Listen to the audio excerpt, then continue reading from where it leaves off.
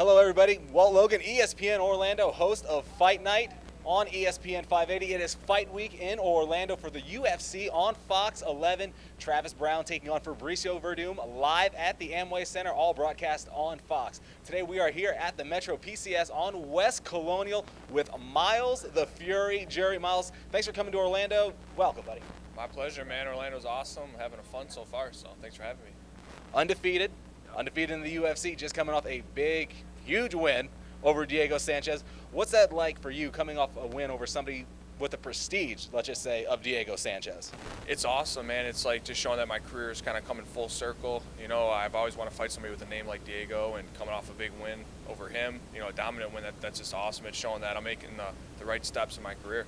So I'm excited. It wasn't a dominant win. I mean, dominant is a soft word that we can say. I mean, you pretty much own Diego Sanchez. Yeah. He kind of had an excuse, though, saying he had food poisoning. Oh, yeah. I mean, does that kind of take a shot at you? What about that? I mean, honestly, that's you know, that's like, you know, up to him. He can make, you know, excuses, or, you know, whether he really did have food poisoning. It is what it is. But I don't think it would have changed the outcome of the fight very much, whether he did have it or he didn't have it. So. Okay, so any fight on the horizon yet? The UFC said, kind of giving you any idea yet when your next fight would be and who it would be? No, nothing yet. So I'm just, you know, right now I'm just training, getting better, and just kind of waiting to see back what UFC and my management and stuff want to do. I mean, you're undefeated right now. In your mind, do you think that should put you at least maybe next in line for a possible #1 contender shot, anything like that? It's kind of weird. Like I try not to think about it very much. Like I do think I have a case to argue for, you know, a #1 contender spot, but then there's also, you know, people that could argue that, you know, there's people in front of me too. So I think that's up to the UFC and Joe Silva and my management. But I feel like I can beat anybody in the world at any given day. So. And, okay, and do you have a list right now of, like, is there like a top 3, top 5 people you want to pull it out real quick? No, there's no list. You know, honestly, I'd go crazy thinking about all the different fighters in the lightweight division. Everybody's so good, so I just kind of just sit back and just my job is to go out there and fight and prepare and be ready for the fight. So I'll let my management and the UFC kind of worry about, you know, the list or what's good for me or what's not. Okay, I'll throw a name out there. Let's just Benson Henderson. Would you welcome that fight with Benson Henderson? Yeah, I think a Benson Henderson fight, it's that would be a good fight. You know, Benson's a former champion and stuff like that. So yeah, definitely. Team Alliance out in San Diego. You know, Alexander Gustafsson getting ready for John Jones, hopefully next. Phil, Mr. Wonderful Davis. And I mean, what's it like training with guys like that on a constant day-to-day basis? It's awesome, man. Like I'm, you know, I grew up as a fan of the sport, and you know, seeing, you know, great fighters. Like I've always wanted to be around and be training with them. So to be able to wake up in the morning and be able to go to the gym with guys like Phil Davis, Dominic Cruz, Jeremy Stevens, it's just, you know, I feel like a kid at heart. I feel like I'm constantly learning. I feel like I'm getting to do what I love to do and hang around some awesome athletes. So it's really a privilege, but it also sucks too, because, you know, sparring with guys like Chandler and sparring with guys like Dominic and Jeremy, it'd be a lot easier to go spar in my hometown where I'm the big dog. But you know, always having that top level in there, I feel like I'm getting better constantly. So I like it. So Dominic, you train with Dominic Cruz. He's out there. I mean, he's been injured almost seems like forever. How's his progress going that you've seen, you know, coming back? It's going good. You know, Dom's at a weird place in his career right now. You know, he's had a couple of injuries, a long layoff, but he's learning from each injury, and he's getting better, and he's getting more healthy. So I'm excited to see him make his return. I see him in the gym now. He's working hard, and he's always been a hard worker, but he's working a little bit smarter now.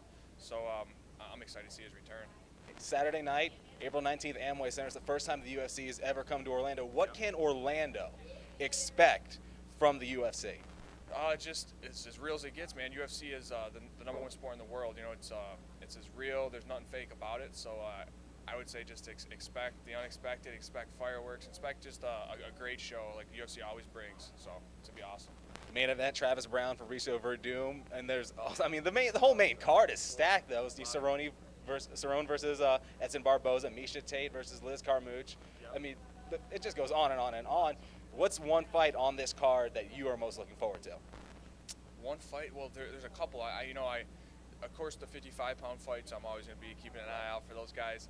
But I have a friend, Seth Brzezinski. He's fighting Thiago Alves.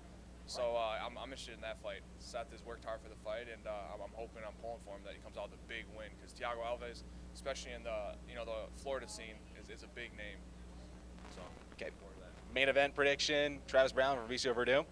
Main event, I think Travis Browne's going to win it. I feel like Verdum is good at jiu-jitsu, but I feel like Travis is a little bit more well-rounded. I feel like he's a little bit more explosive, a little more of an athlete, so I'm looking for Travis to pull through.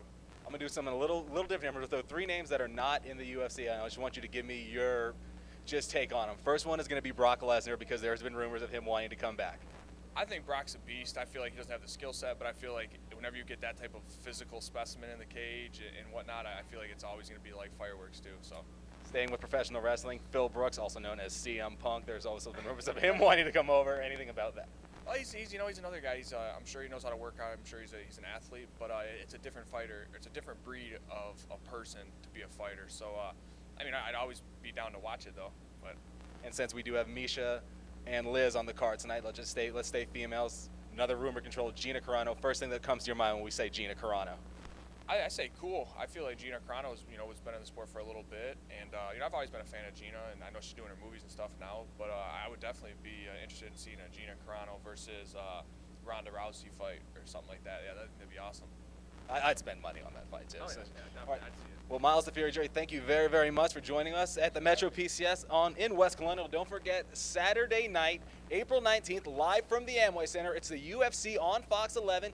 Main event, Travis Brown versus Fabricio Verdum. We will be out in front of the Amway Center with tickets giving away, and also former lightweight champion and now coach of The Ultimate Fighter Season 19, Frankie the Answer Edgar, will be joining us. For ESPN 580 Orlando and for Myles the Fury Jury, I'm Walt Logan.